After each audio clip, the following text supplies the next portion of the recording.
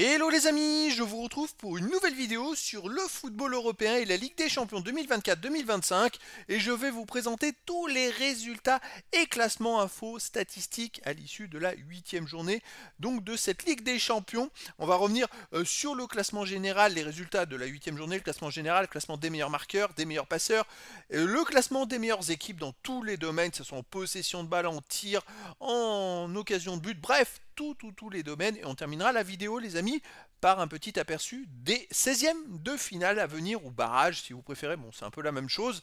Et donc au travers de tous ces classements, on verra les statistiques bien sûr des clubs français, Brest, Lille, Monaco et le Paris Saint-Germain. Alors on va pouvoir ainsi se faire une idée les amis sur le résultat final de ce nouveau format avec une poule de 36 équipes et tout simplement 24 qualifiés on va dire. Alors, les 8 premiers sont qualifiés pour les 16e de finale, pour les 8e de finale, et de la 9e à la 24e place, les équipes jouent des 16e de finale. Alors, c'est parti. Les résultats déjà de la 8e journée qui avait lieu le mercredi 29 janvier 2025, tous les matchs étaient en même temps. Le PSV Eindhoven 19e a battu Liverpool le premier, 3 buts à 2, une belle surprise. Ensuite le Bayern Munich 15e a battu le Slovan Bratislava 35e, 3 buts à 1. Borussia Dortmund 14e a battu le Shakhtar Donetsk 18e, 3 buts à 1. Le Bayer Leverkusen 8e a battu le Sparta de Prague 29e, 2 buts à 0. Rayron le 31e a perdu à domicile contre Arsenal le 3e, 2 buts à 1. Le FC Barcelone 2e a fait match nul à domicile contre l'Atalanta de Bergame 7e, 2 partout. Brest le 13e a perdu à domicile contre le Real Madrid 16e, 3-0. Manchester City 25e n'avait pas d'autre choix. Ils ont battu le club Bruges 20e, 3 buts à 1. Ils ont même été menés 1-0 et un match nul ne les qualifiait pas. Attention. Grâce à cette victoire, ils sont qualifiés, on va le voir après dans le classement. Young Boys Bern 36e a perdu à domicile contre les Toulouse Belgrade 32e, 1 but à 0. Et ensuite, les autres matchs, Lille 12e a explosé le Feyenoord Rotterdam 11e, 6 buts à 1. Lille, grâce à cette victoire, termine dans le top 8 et est qualifié directement pour les 8e de finale. Bravo aux Lillois.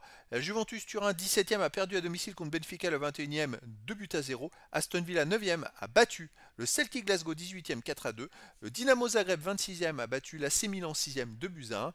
Inter de Milan 4e a battu l'AS Monaco 10e, 3 buts à 0. Sturm Graz 33e a battu le RB Leipzig 30e, 1 but à 0. Le RB Salzbourg 34e a perdu à domicile contre l'Atlético de Madrid le 5e, 4 buts à 1. Le Sporting de Portugal 23e a fait match nul à domicile contre Bologne le 28e, 1 partout. Et enfin le VB Stuttgart 24e a perdu à domicile contre le PSG 22e, 4 buts à 1. Le PSG qui est donc qualifié. Par contre Stuttgart a été éliminé. On va voir au classement ce que ça donne. En tête Liverpool, malgré leur défaite, ils finissent premier, donc un match sans enjeu, on va dire. Ils ont 21 points. Deuxième, troisième, quatrième, Barcelone, Arsenal et l'Inter du Milan, 19 points. Cinquième, Atlético de Madrid, 18. Sixième, septième et huitième, Bayer Leverkusen, Lille et Aston Villa, 16 points. Donc Lille, bravo. Dans les 8 premiers, ils finissent 7e. Ensuite, 9e.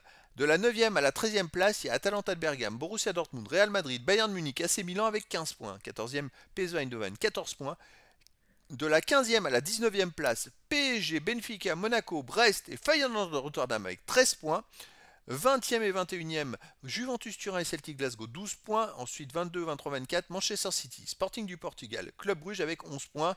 Après premier non qualifié, Dynamo Zagreb, 25e avec 11 points. Ils ne sont pas qualifiés au goal average. Alors malheureusement pour eux, ils avaient commencé par une lourde défaite au Bayern Munich 9 à 2. Et ça a un peu plombé leur phase de qualification, même s'ils se sont bien rattrapés en termes de résultats derrière. Bah, le goal average, finalement, ça leur a fait défaut pour la qualif finale avec 11 points. Ils ne sont pas qualifiés. Ensuite 26e Stuttgart avec 10 points.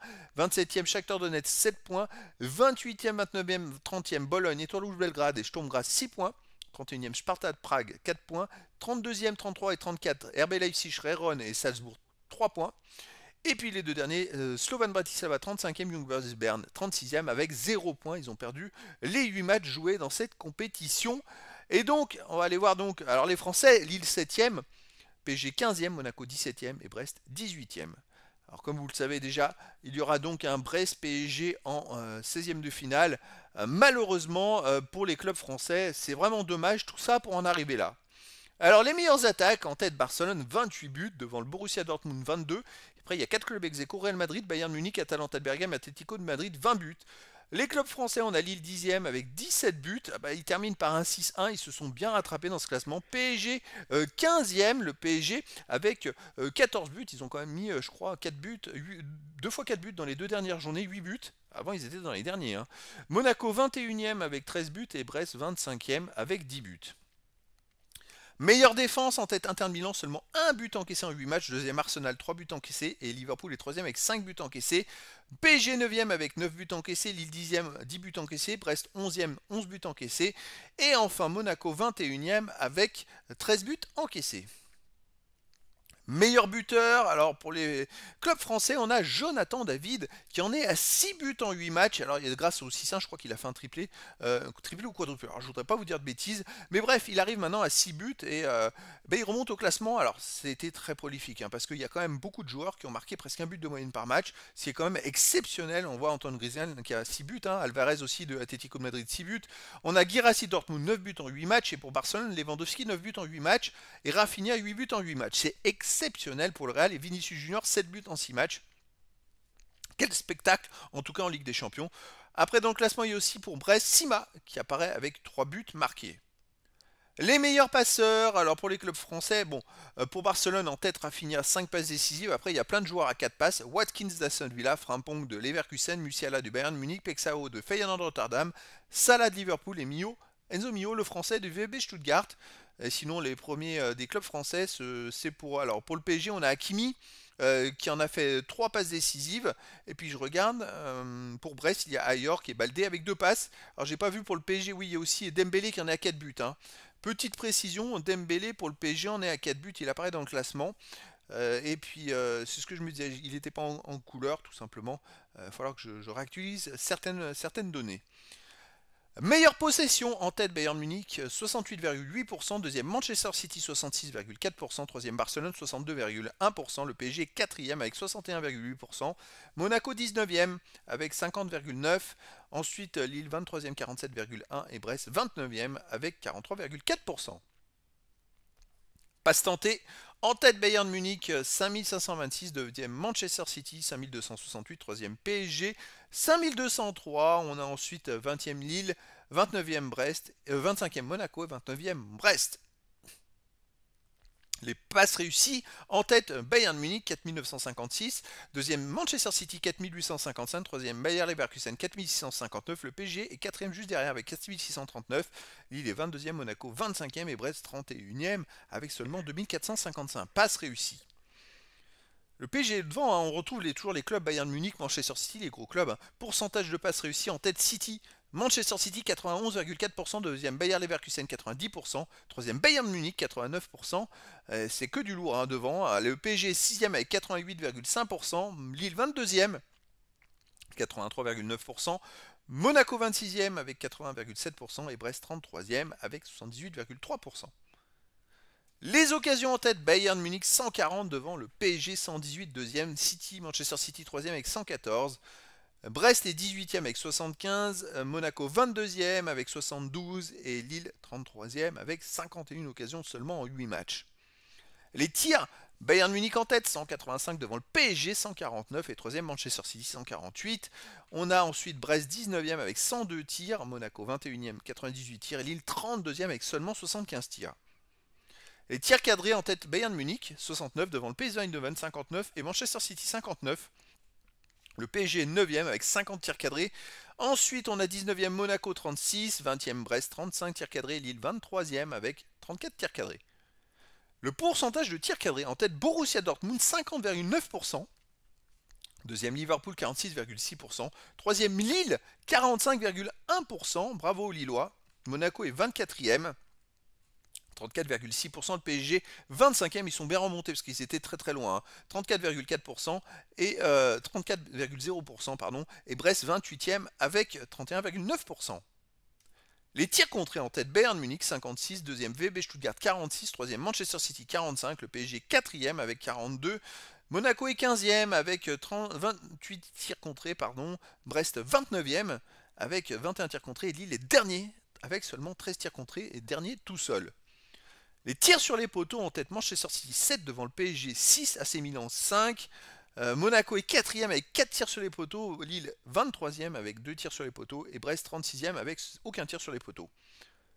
Les pourcentages de buts par tir tenté. En tête Lille 22,6%. Bravo aux Lillois. Alors c'est vrai qu'ils ont réussi à gagner beaucoup de matchs. en tirant très peu, mais en cadrant beaucoup et en réussissant un grand nombre de buts par tir cadré, c'est quand même très très fort. Deuxième Barcelone 21,8%, troisième Feyenoord Rotterdam 21,1%, le Monaco est 14e avec 13,2%.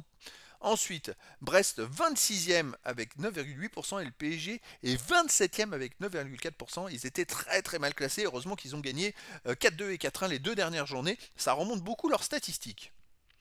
Les hors-jeux, en tête Bologne 25 devant Monaco 24 et l'Atalanta de Bergame 22. Ouais, bon, ça c'est pas non plus une grosse stat. Il est 13e avec 15 hors-jeux, Brest 18e avec 13 hors-jeux. Et le PSG est 27e avec 11 hors-jeux en même temps. Les derniers du classement, c'est ceux qui ont le plus la balle, hein. Les corners en tête Bayern Munich 69 devant Manchester City 64 et VfB Stuttgart 60. PSG est 4e avec 57 corners, Monaco 19e avec 37 corners, Lille 24e avec 32 corners et Brest 32e avec 26 corners. Les équipes qui ont le moins de corners, c'est celles qui ont été le plus dominées. Les centres 191 pour le Bayern Munich, deuxième Atalanta de Bergame 186, troisième VfB Stuttgart 176, le PSG 7e avec 160 centres, Brest 17e 127 centres, Monaco 25e avec 105 centres et Lille est dernier avec 36e avec 74 centres seulement. Les interceptions en tête Monaco 99 devant le Slovan Bratislava 98, Benfica 3e 97, bravo, Brest est 5e avec 90, le PSG 20e avec 71 et Lille 23e avec 67. Alors c'est vrai que les équipes qui font le plus d'interceptions, c'est celles qui avaient le moins la balle, qui étaient le plus dominées, mais ça n'a pas été forcément le cas de Monaco. Les tacles, Benfica est en tête avec 181 devant Salzbourg, RB Salzbourg et PSV Eindhoven qui ont tous les deux 169. Ensuite, le PSG est 9e avec 150 tacles devant Brest 10e 149. Monaco est 21e avec 130 tacles et Lille 30e avec 114 tacles. Les duels gagnés en tête Brest, bravo Brest en tête des duels gagnés avec 438 devant Bologne 425, 3e Benfica 418, le PSG est 5e avec 405. Monaco 12e avec 382 et Lille est 28e avec 353. Alors c'est fou parce que Lille, ils finissent dans les 8 alors qu'ils sont dans plein de stats au-delà de la 25e place. Les arrêts en tête, Sparta de Prague 41 devant AC Milan et Shakhtar Donetsk 39. Alors là, bon, moins il y a d'arrêts, moins ça veut dire qu'on est en danger, donc tant mieux. Lille est 15e avec 28 arrêts, Brest 19e, 26 arrêts, Monaco 25e, 23 arrêts, le PSG 28e avec 21 arrêts.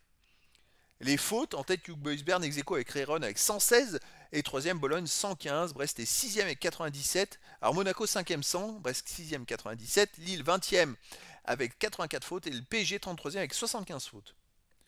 Les cartons jaunes en tête Bologne 28 devant Rayron 25 et Young Boys Bern et Real Madrid 24. Lille est 6e avec 21 cartons jaunes, Monaco 10e avec 18, Brest 13e avec 17 cartons jaunes et le PSG 34e avec 9 cartons jaunes.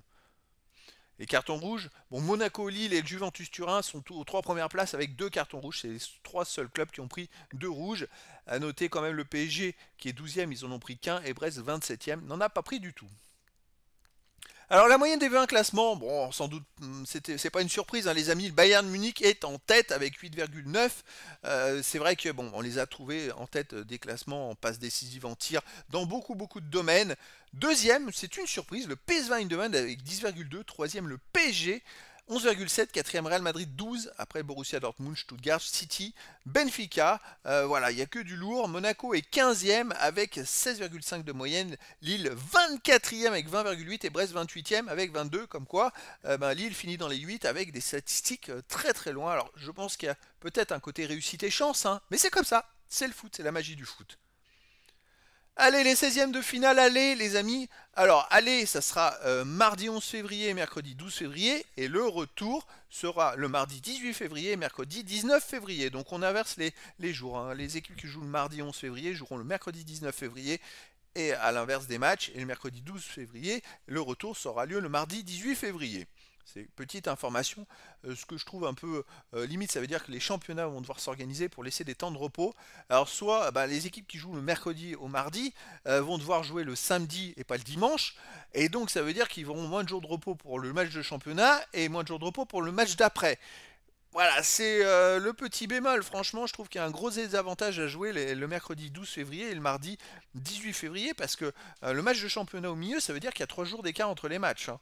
Bon, allez, le mardi 11 février, les amis, écoutez, à ne pas rater à 18h45, Brest, qui a fini 18e, recevra le Paris Saint-Germain qui a fini 15e. Ensuite, à 21h, il y aura 3 matchs. Sporting du Portugal, 23e contre Borussia Dortmund, 10e. Manchester City, c'est un énorme choc, 22e contre le Real Madrid, le 11e.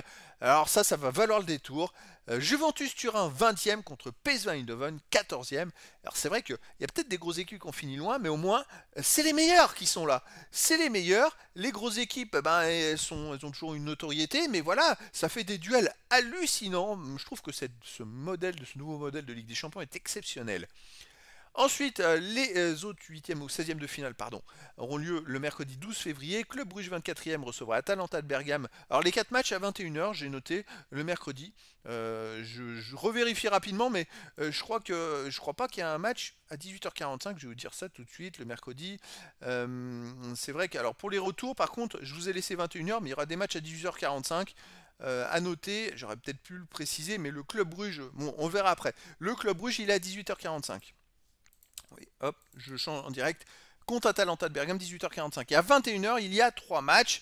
Donc Monaco 17e contre Benfica 16e. Feyenoord Rotterdam 19e contre AC Milan 13e. Et Celtic Glasgow 21e contre Bayern Munich 12e. Voilà.